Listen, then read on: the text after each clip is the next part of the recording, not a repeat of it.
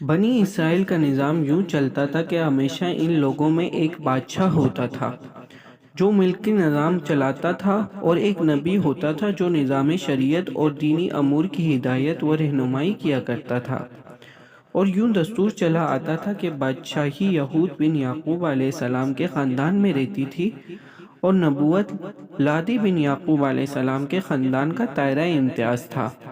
حضرت شمول علیہ السلام جب نبوت سے سرفراز کیے گئے تو ان کے زمانے میں کوئی بادشاہ نہیں تھا، تو بنی اسرائیل نے آپ سے درخواست کی کہ آپ کسی کو ہمارا بادشاہ بنا دیجئے، تو آپ کے حکم خداوندی کے مطابق طالوت کو بادشاہ بنا دیا، جو بنی اسرائیل میں سب سے زیادہ طاقتور اور سب سے بڑا عالم تھا، لیکن بہت ہی غریب و مفلس تھا۔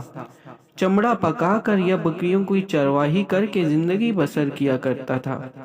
اس پر بنی اسرائیل کو اعتراض ہوا کہ طالوت بادشاہی خاندان سے نہیں ہے، لہٰذا یہ کیسے ہمارا بادشاہ ہو سکتا ہے؟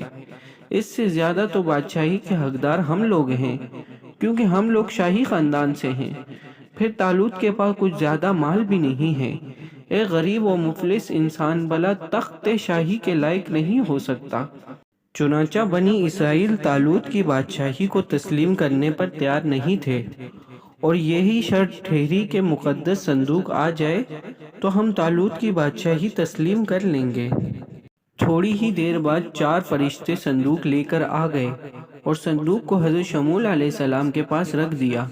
یہ دیکھ کر تمام بنی اسرائیل نے طالوت کی بادشاہی کو تسلیم کر لیا، اور آپ نے بادشاہ بن کر نہ صرف انتظام ملکی سنبھالا بلکہ بنی اسرائیل کی فوج بھرتی کر کے قوم عمالقہ کے کفار سے بھی جہاد فرمائے۔ اس واقعے سے جہاں بہت سے مسائل پر روشنی پڑتی ہے، ایک بہت ہی واضح درس یہ بھی ملتا ہے کہ اللہ تعالیٰ کے فضل اور اس کی نوازش کی کوئی حد نہیں۔ وہ چاہے تو چھوٹے سے چھوٹے آدمی کو منٹوں میں بلکہ سیکنڈوں میں بڑے سے بڑے آدمی بنا دے۔ دیکھ لو، حضرت طالوت کو ایک بہت ہی کم درجے کا آدمی تھے، اور اتنے مفلس تھے کہ چمڑا پکا کر یا بکریوں کی چرواہی کر کے زندگی بسر کیا کرتے تھے، مگر لمحہ بھر میں اللہ تعالیٰ نے انہیں صاحب تخت و تاج بنا کر بادشاہ بنا دیا۔